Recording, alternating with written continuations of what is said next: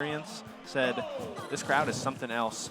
But we're about to see something else right now. I want to say that's Jen.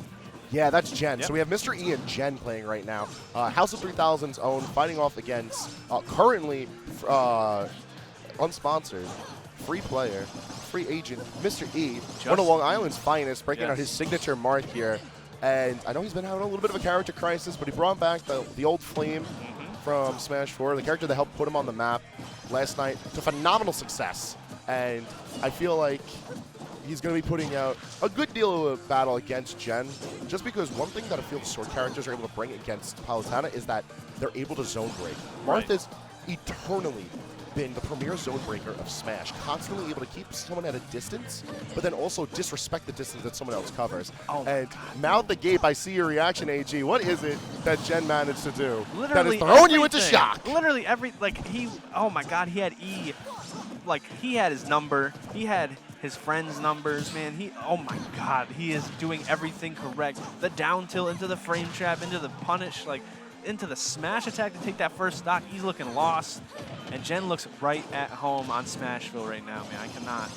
This is a fantastic stage for both of these characters, but I feel like Jen, out of the current tri-state Palutenas, makes the best use of this stage. Sure. Him and Frozen, I feel, have been able to completely maneuver around this stage seamlessly and control it incredibly well with the projectiles at hand. Ooh, a Trump. I haven't seen a lot of those.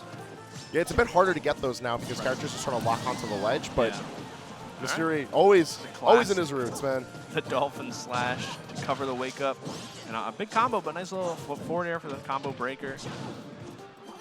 Yeah, just going for the general stage control and damage I feel is more important than going for something flashy and substantial. There's no reason to try and go for early stocks in this game where everyone's living to like 130 plus, and it's like normal now. Yeah. I remember the first days of Ultimate, and everyone was like, why is nobody dying? Oh, 107 after the hit, that's pretty early in my book, Hangman, but...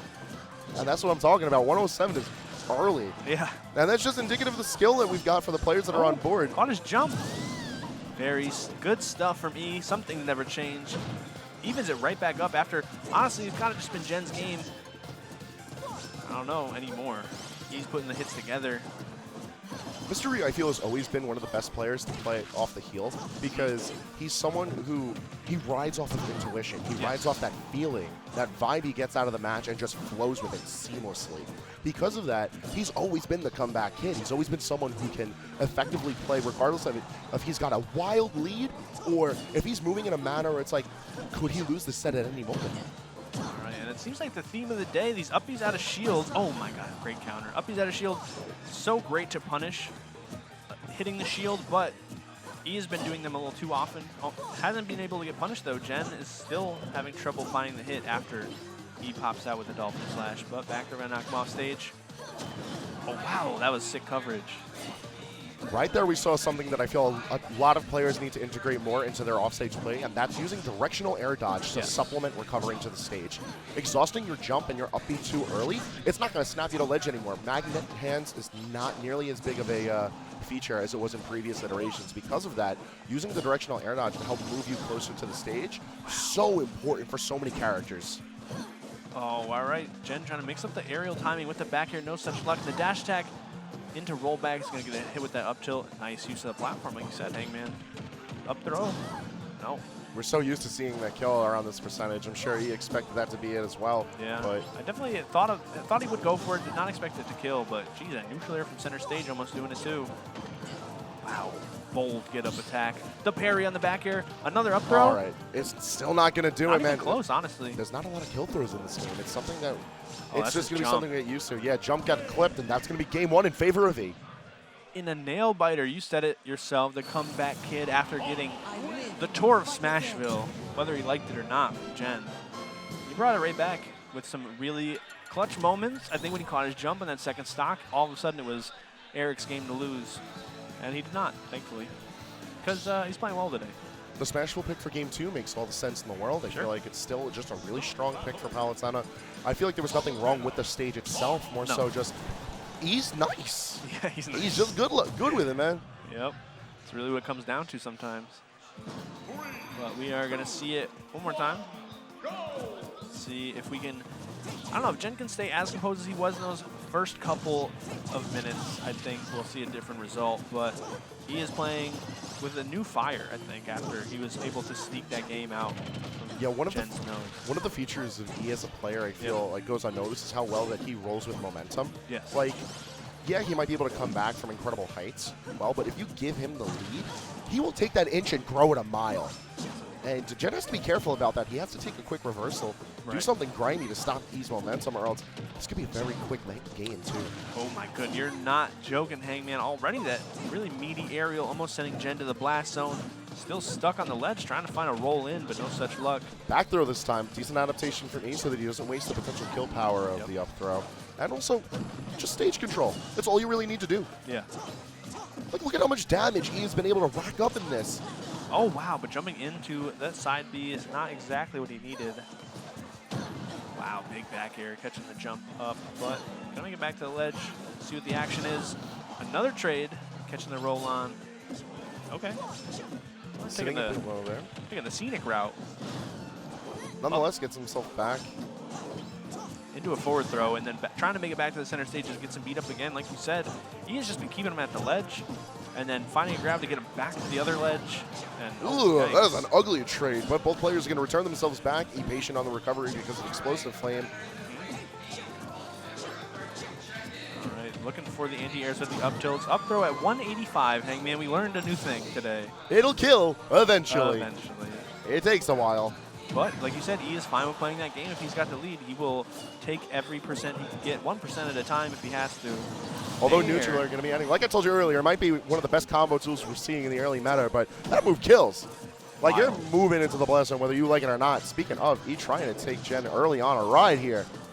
What doesn't it do is a good question. Oh, wow, dude. I love E. Sometimes he'll go for the combos, but sometimes when he'll just play for stage, and it's so great. Like, I think we're seeing that a lot in this game. He'll get the hits, but just to force Jen to the side and then try and keep him there. Forward air chains, decent job. I love the run back and grab, reset the situation. That was sick. You can't count down out of it just yet. No, definitely not. I feel one of the aspects of Jen's play that's always gone underappreciated is his sense of neutral. He was renowned for his Ryu play in Smash 4, and while he had played Sheik, I feel like there was a little bit of a dip in his results, and he understood that as he learned a new character. But one feature that never changed was just he had such a good sense of where to put hitboxes and how to respect his opponent, and when it was time to disrespect them. He's going for the advantage state here. Forward air going to be knocking E deep off stage in the back air to end out the stock, and now E all of a sudden is playing on his last stock. But again, E still threatening the recovery with the directional air dodge, like you mentioned. Almost making it back. Jen had to go back out there again. So another chance for him to mess up, but Jen doesn't mess up very often. Gonna make it back. E now trying to get this stock off at 124%. Forward air going to be contesting for stage. A quick slice, and all of a sudden we're on the last stock situation. And there's still a very real possibility is, you know, we can be bringing this into a game 3 because both of these players are not out of steam just yet. Definitely not. E with the new little adaptation in the last minute or two, the shield breakers from ledge. Caught Jen with it a couple times, although he missed space to 1. It's been a good option so far. One of the changes to Marth's kit, because we haven't really discussed that either, is that you could actually change the direction of shield breaker now. We actually saw him miss one because he went for up-angled shield breaker, just went over Palutena's head. I think once E gets the better footing of how to utilize these new tools at his disposal, he'll be a lot more dangerous. But once again, I want to remind folks, this is still early on. Players are still getting acclimated to new senses of tools, what they can do with them, and some of these tools just work better for others. That was a tense moment. Jen barely making it back. Nice parry, but no punish. Caught himself sleeping a little bit. Trades once again as tension raises for this set. He's trying to stay on the aggressive. He doesn't want to give Jen the time of day right now, but a quick trade is going to end out in Jen's favor, and we're going to a game 3. I love it, dude. The down throw into just sort of like the quick raw back air. He looked like he was ready for it, or at least had the right idea, but aerial not coming out as fast as he needed it to, and that trade's going to be Jen coming out in game 2. Going to game 3, I don't think we'll see any changes. I wouldn't expect the stage switch, although if one were to happen, I personally feel like, hear me out on this one, Castle Siege I think would be the better option. I feel like Castle Siege is going to be better for the sake of Marth controlling a smaller base stage, but then also the ledge offers a better variety for Dolphin Slash to return to stage, but not Warp. No. God, I hope not. Well, no. Someone This joked is, about that was once, legal in like so- 2007 for Melee. Yeah, I played on it once. At a And tournament, actually. East Coast was not a fan of that. Oh. If I remember my history right. I wasn't a fan of it, and I was East Coast, so yeah. Yeah, it checks out. Yeah. Oh, we're going to go to, I know this has been Ian Raptor's favorite Omega. Yeah, they it picked actually into this pretty often. shades of Palutena's Temple. Yeah, it kind of know, looks sort of like that it. It's same like this. palette. I'm like real big into the FD variants because I do not like Final Destination. I think it's a little over the top. It reminds me of the like the Windows Media Player. You ever seen the movie Hackers? Bro, FD is always just hackers, and I hate it. This is such a nice palette, soothing on the eyes, which lets you focus on the sweet action, the fair to fair from Jen. And it's not going to end out just yet. Jen trying to use the down tilt at the ledge, and we've seen it multiple times, but it can actually pick up rather well. Not only just a 2-frame, but the hitbox itself is just long. Like, it just hits you, man. All right, both of them just trying to find a way in, playing a little bit of footsies. I love the directional air dodge and teching. It's really interesting. We saw Jen just cover a lot of space by diagonal dodge and into the tech. Gave him a lot of stage control. Let him start this combo. I feel like it's an aspect of Ultimate that no one's really focusing on. I'm really glad you brought it up. You can directional air dodge into whether it's the floor or the sides of a stage. Right. Set up the tech situation. Tech, obviously, because you've buffered that option.